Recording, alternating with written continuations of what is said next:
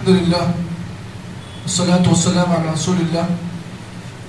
وعلى آلہ وصحبہ ومولا اما بعد فاعوذ باللہ من الشیطان الرجیم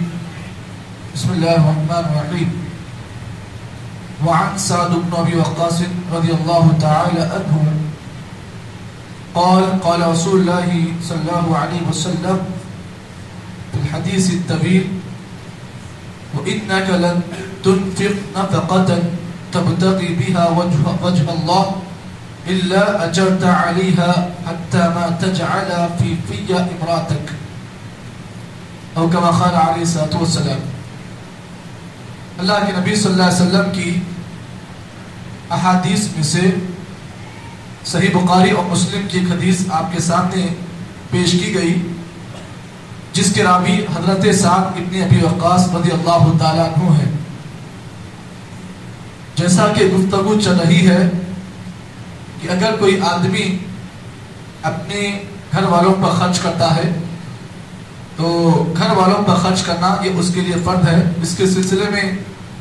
ابھی تک مختلف حدیثیں آپ حضرات کے سامنے پیش کی گئی. اسی سلسلے کی ایک اور حدیث جس کے راوی سعد ابن ابی وقاص رضی اللہ تعالیٰ عنہ ہے اور حضرت سعد رضی اللہ تعالیٰ اللہ کے نبی کے وہ مشہور و معروف صحابہ میں سے ہیں جن کو اللہ کے نبی صلی اللہ علیہ وسلم نے دنیا کے اندر ہی جنت کی بشارت دی. آپ عشرہ مبشرہ میں سے ایک صحابی ہیں. فرماتے ہیں کہ جب ان کے مرض الموت کا وقت ہوا، جب حضرت سعد بیماری کے عالم میں تھے، اس وقت اللہ کے نبی صلی اللہ علیہ وسلم حضرت سعد رضی اللہ تعالیٰ عنہ کے پاس آئے اور نبی اکرم صلی اللہ علیہ وسلم نے اس وقت حضرت سعد ابن ابی وقاص کی آپ نے مزاج پرسی کی اور دیکھا کہ حضرت سعد بڑے بیمار ہیں اور آپ کو ایسی بیماری لاحق ہو گئی کہ جس کے لیے کوئی بہتری کی کوئی نجات نہیں تھا، راستہ نہیں تھا. اتنی زیادہ بیماری حضرت سعد ابن ابی وقاص رضی اللہ تعالیٰ عنہ کو اللہ تعالیٰ دے دی. ایسے موقع پر اللہ کے نبی صلی اللہ علیہ وسلم حضرت سعد بن ابی وقاص کے پاس آیا، کہا اے سعد کیسا محسوس کرتے ہو؟ کہا رسول بہت بڑی تکلیف میں ہوں، ایسی بیماری آ گئی کہ بہت بڑی تکلیف ہے. اللہ کے نبی صلی اللہ علیہ وسلم نے حضرت سعد ابن ابی وقاص رضی اللہ تعالیٰ عنہ کی تکلیف میں آپ نے ان کو تکلیف کے حالت میں دیکھا. سعد ابن ابی وقاص نے اللہ کے نبی سے کہا اللہ رسول ایسے موقع پر کچھ وصیت کیجیے. نبی اکرم صلی اللہ علیہ وسلم نے حضرت سعد ابن ابی وقاص کو وصیت کی، آپ نے نصیحت کی، کچھ باتیں کی. حضرت سعد رضی اللہ تعالیٰ عنہ نے کہا اللہ رسول میرے پاس بہت پیسہ ہے، میں نے بہت مال کمایا، میں یہ مناسب سمجھتا ہوں کہ اللہ کے راستے میں میں اپنا پورا مال اللہ کے راہ میں صدقہ و خیرات کر دوں. نبی اکرم صلی اللہ علیہ وسلم نے حضرت سعد ابن ابی وقاص کی آپ نے اس جذبے کو دیکھا اور کہا کہ اللہ کے نبی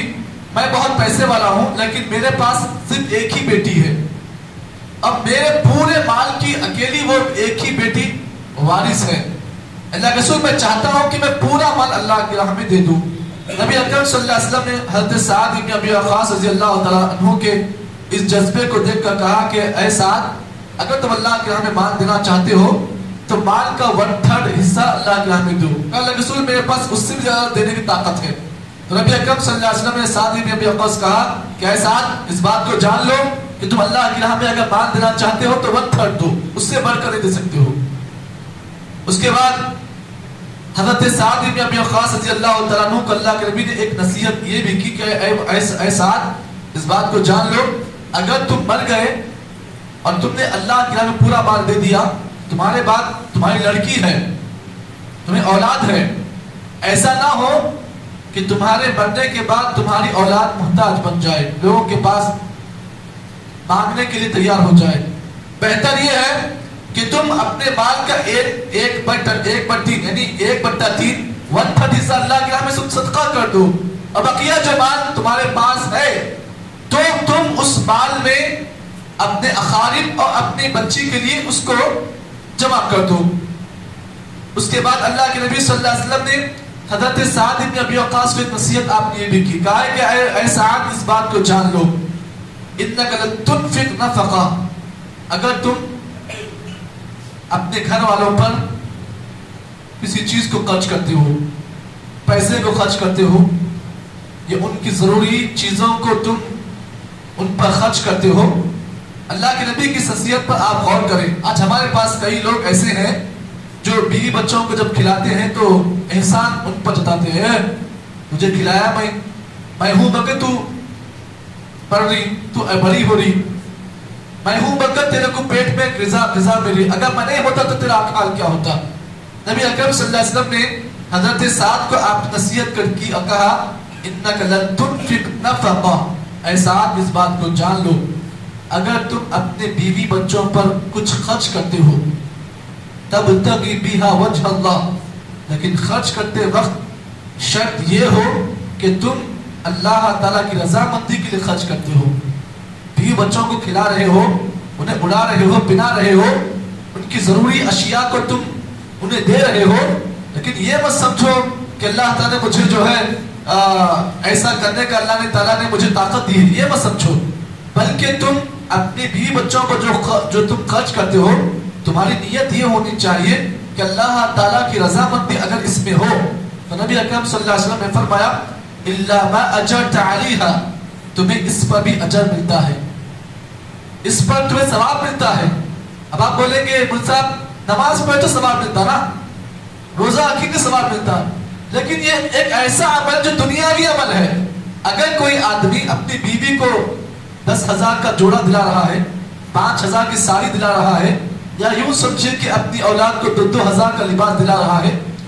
لیکن دلانے میں نیت یہ ہو کہ اللہ کی رضامندی ہو، میں جو خرچ کر رہا ہوں میرے بیوی بچوں پر اس سے اللہ راضی ہو جائے. تو نبی اکرم صلی اللہ علیہ وسلم نے فرمایا اگر ایسی نیت کے ساتھ تم خرچ کرتے ہو، یاد رکھو اے سعد، اگر تم اپنی بیوی کے منہ میں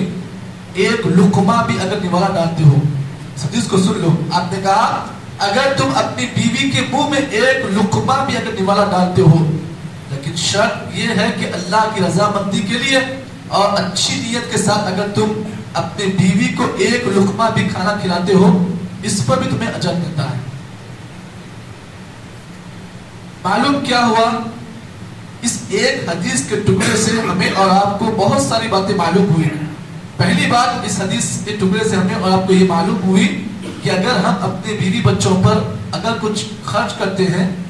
یا انہیں کوئی چیز کھلاتے پلاتے ہیں تو آدمی کی نیت اس میں کھوٹ نہ ہو، بلکہ اس کی نیت خالص ہو، اللہ کی رضامندی اگر اس کے اندر ہے تو پھر اس چیز پر بھی آدمی کو اجر ملے گا. اب یہاں پر بعض صحابہ کرام اللہ کے نبی کے پاس آئے کہ اللہ رسول آپ نے جملہ تو کہہ دیا، ہمارے پاس ایک ڈاؤٹ ہے. سوال یہ ہے کہ اگر کوئی آدمی اپنی بیوی کے پاس اپنی خواہشات پوری کرنے آ رہا ہے، کوئی آدمی اپنی بیوی کے پاس اپنی خواہش پوری کرنے آ رہا ہے، لیکن اس کی نیت اللہ تعالیٰ کی رضامندی ہے، اللہ تعالیٰ پر اس کی اچھی نیت ہے، اگر اس نیت کے ساتھ اگر اپنی بیوی سے اگر کوئی آدمی بستر کر رہا ہے یا خواہشات پوری کر رہا ہے، اس پر بھی آدمی کو اجر ملے گا، اس پر بھی آدمی کو اجر ملے گا. تو مجھے اور آپ کو اس حدیث سے بہت ساری باتیں معلوم ہوئی. خلاصہ کلام یہ ہے کہ ہم کو اور آپ کو چاہیے کہ جب بھی ہم اپنے بیوی بچوں پر کچھ خرچ کرتے ہیں یا انہیں کوئی ضروری اشیاء دلاتے ہیں یا انہیں ضروری اشیاء خرید کر دیتے ہیں، اس میں نیت یہ ہو کہ اچھی نیت ہو، خالص نیت ہو، اللہ کی رضامندی ہو، تو پھر بیوی بچوں پر اگر مال خرچ کرتے ہیں تو اس پر بھی آدمی کو ثواب ملے گا. یہی اس حدیث کا خلاصہ ہے جو آپ کے سامنے پیش کیا گیا. اللہ تعالیٰ سے دعا کرتے ہیں کہ اللہ تعالیٰ مجھے اور آپ کو جتنی باتیں اس حدیث کی روشنی میں بتائی گئی ہیں، اللہ تعالیٰ صحیح معنی میں عمل کرنے کی توفیق عطا فرمائے. سبحان اللہ بحمدہ، سبحانک اللہم بحمدک، اشہد ان لا الہ الا انت، استغفرک و اتوب الیک.